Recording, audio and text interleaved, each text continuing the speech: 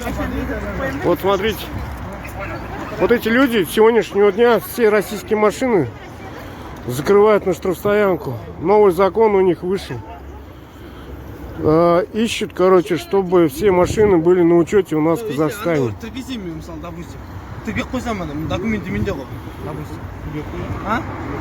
О, анда учетта бар ма жоқ па? Вот бана көрсетші планшетіңді.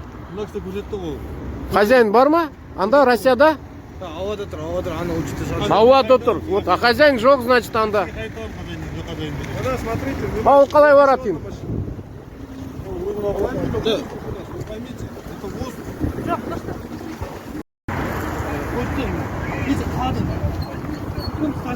Мұқият болыңдар жігіттер, бүткіл машиналар тартып отыр. Без предупреждений, без ничего, сразу. Мында хозяин жоқ деп, не зарегистрировано частное имущество. Болды.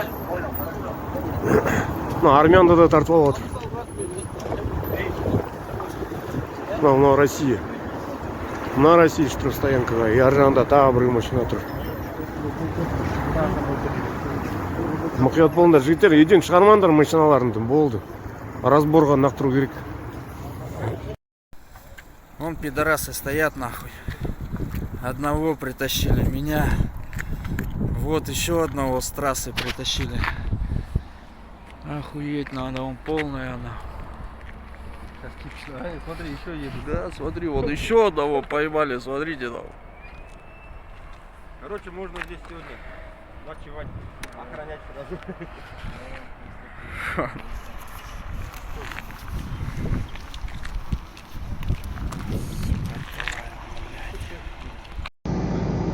Ну все, российский учет, доездились.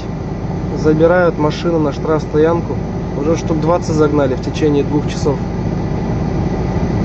Подходил сам лично к гаишникам, узнавал, к водителям автомобилей.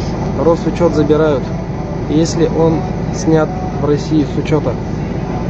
В городе ажиотаж, говорит, всех подряд тормозят, забирают машину. Ну я уже штук 20 точно насчитал за 2 часа. Передайте всем близким, родным, друзьям,